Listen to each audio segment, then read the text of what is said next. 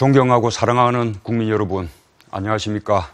더불어민주당 대통령 후보 기호 1번 문재인입니다. 오늘은 좀 부끄럽고 아픈 얘기로 시작하겠습니다. 여러분은 정치인을 신뢰하십니까? 대학생들에게 이렇게 물었더니 신뢰한다고 대답한 사람은 2%에 그쳤습니다. 100명 중 2명밖에 되지 않았습니다. 처음 만난 사람이나 외국인에 대한 신뢰도보다 낮은 수치입니다. 정치인의 한 사람으로서 부끄러웠습니다. 저 자신도 예전에 정치인들을 딴 세상 사람처럼 여겼습니다. 그것이 제가 정치를 하지 않으려 했던 이유기도 합니다. 아직도 정치인들은 국민들의 마음에서 까마득히 멉니다. 지난해 우연히 한 장의 사진을 보았습니다. 독일 메르켈 총리가 마트에서 장을 보는 장면이었습니다. 이날 메르켈 총리는 오렌지와 약간의 채소 그리고 주방용 수건을 고른 후 다른 사람들과 마찬가지로 계산을 하기 위해 줄을 섰습니다. 물론 결제도 자신의 돈으로 했습니다. 덴마크 총리와 회담도 있고 그리스 구제금융 대책회의도 있어서 여느 날과 다름없이 바쁜 하루였습니다. 그렇게 일과를 마치고 퇴근하는 길, 저녁 먹을거리를 위해 집 근처 마트에 들린 것입니다. 그것이 독일 총리의 일상이었습니다. 퇴근 후 보통 사람의 삶과 전혀 다르지 않았습니다. 참으로 부러웠습니다. 정치인에 대한 신뢰는 이런 일상의 모습에서 나오는 것이라고 생각합니다. 저 역시 때때로 동네 마트에 갑니다. 정치를 한 후론 아내와 떨어져 있을 때도 있어서 혼자 밥을 먹는 경우가 많습니다. 전기밥솥의 밥이나 즉석밥에 김과 김치, 계란 프라이 정도로 간단히 먹습니다. 그래서 계란이나 즉석밥 같은 것을 사러 마트를 찾게 됩니다. 귀가길에 아내의 심부름으로 마트에 들리기도 합니다. 마트에 가면 다들 놀라워하지만 반갑게 맞아주십니다. 저 역시 장보는 이웃을 만나는 것이 즐겁습니다. 특히 젊은 부부가 아이들과 함께 장을 보는 모습을 보면 격세지감을 느끼기도 하고 부럽게 느껴지기도 합니다. 엄마를 따라온 아이가 선뜻 안개 올 때면 손자를 보는 것 같습니다. 그 천진난만하고 순수한 믿음을 끝까지 지켜주고 싶은 마음, 아마 부모님들 마음이 다 마찬가지겠죠. 저는 이렇게 일상 속에서 이웃을 만나는 것이 다른 어떤 민생 행보보다 값지게 느껴집니다. 사랑하는 국민 여러분, 저는 이번 선거에 출마하면서 광화문 대통령 시대를 열겠다고 약속했습니다. 대통령 집무실을 광화문 정부 청사로 옮기려고 합니다. 지금의 청와대는 구중궁궐입니다. 보통 사람들의 일상과 지나치게 격리되어 있습니다. 그런 공간에 오래 있으면 아무리 현명한 사람도 현실감이 떨어질 수밖에 없습니다. 그러다 보면 숫자와 보고서만 가지고 민생을 재단하게 됩니다. 우리 삶을 바꾸는 정치는 일상의 생생함과 절박함에서 나온다고 저는 믿습니다. 그래서 국민과 일상을 공유하는 대통령이 꼭 필요하다고 생각합니다. 국민과 함께 출근하고 퇴근길에는 시장에 들러 소주 한 잔 나눌 수 있는 대통령 어떻습니까? 광화문 대통령은 함께 일하는 대통령입니다. 일방적으로 지시만 하는 대통령이 아닙니다. 지금의 청와대는 대통령 집무실과 참모들의 공간이 멀리 떨어져 있습니다. 대통령에게 보고를 하게 되기까지 적지 않은 시간과 절차를 거쳐야 합니다. 세월호 참사 당시 우리 국민들이 보았듯이 도대체 대통령이 그 긴박한 시간에 무엇을 하고 있었는지 알 수 없는 일까지 생기게 됩니다. 대한민국은 지금 경제 위기, 외교 안보 위기, 민주주의 위기입니다. 대통령이 실시간으로 상황을 보고받고 참모들과 협의하고 대응할 수 있어야 합니다. 그러려면 대통령부터 일하는 방식을 바꿔야 합니다. 복도에 멈춰선 채 참모와 대화를 주고받고 참모의 책상에 걸터앉아 적석 토론도 나누어야 합니다. 미국의 유명한 드라마 웨스트 윙에서 볼 수 있었던 장면들입니다. 광화문은 특히 시민의 목소리가 모이고 울리는 곳입니다. 저는 대통령이 때때로 광화문 광장에도 나가볼 수 있어야 한다고 생각합니다. 국민 여러분, 빈부격차보다 더 슬픈 것이 희망격차라고 합니다. 나아질 수 있다는 희망이야말로 오늘의 힘겨움을 이겨내는 버팀목이기 때문입니다. 국민에게 희망을 주는 정치를 해야 합니다. 언제부터인지 대한민국은 돈과 권력이면 무엇이든 할 수 있는 사회가 되었습니다.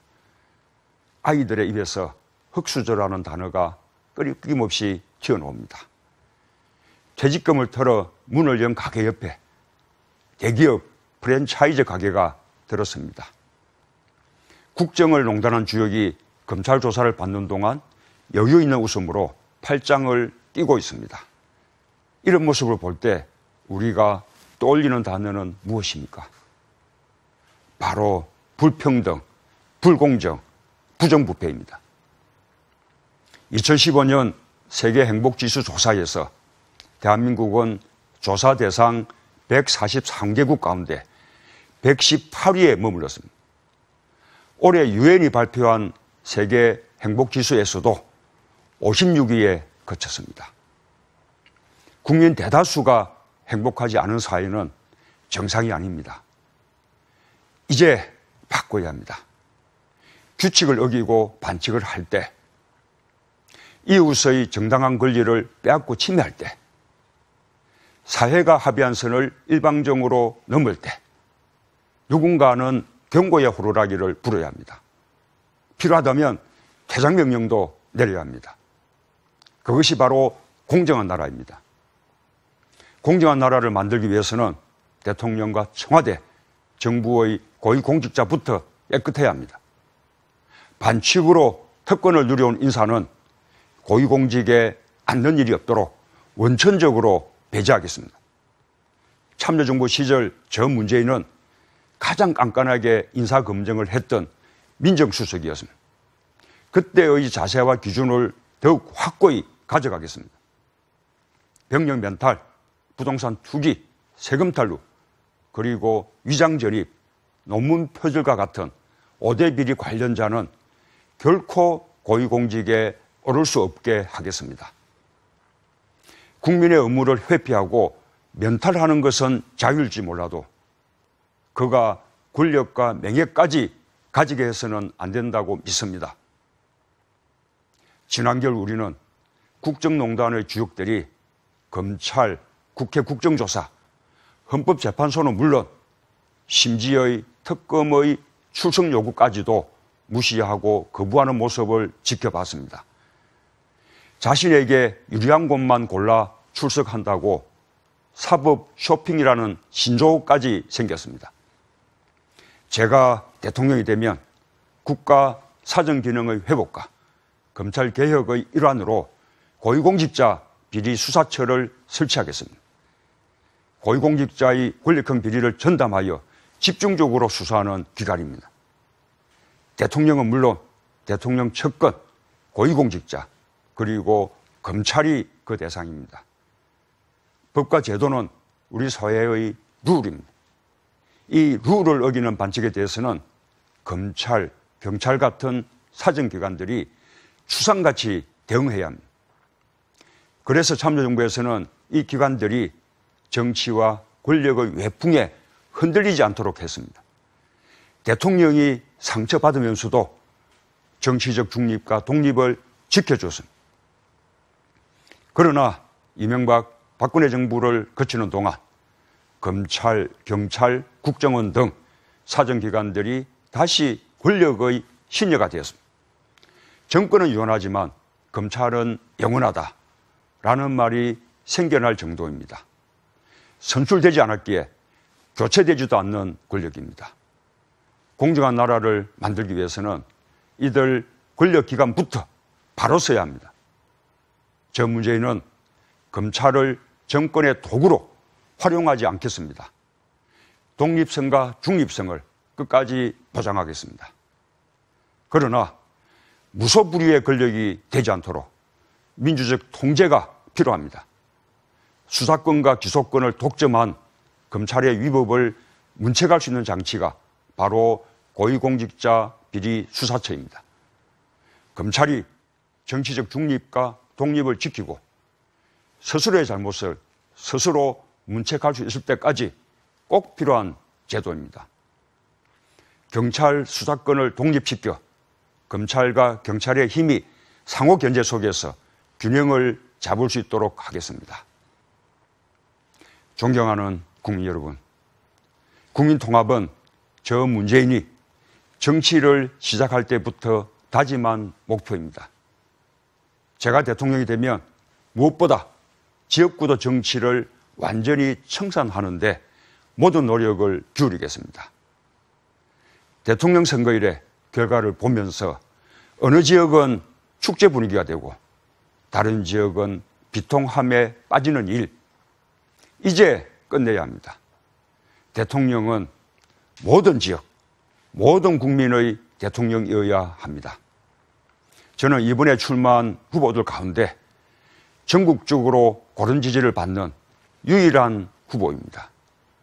그런 만큼 저의 당선은 국민 통합을 이루는 새로운 시작이 될 것입니다. 그리고 저는 제가 영남 출신인 만큼 비영남 인사를 초대 국무총리로 지명하고 대탕평 내각을 구성하겠습니다.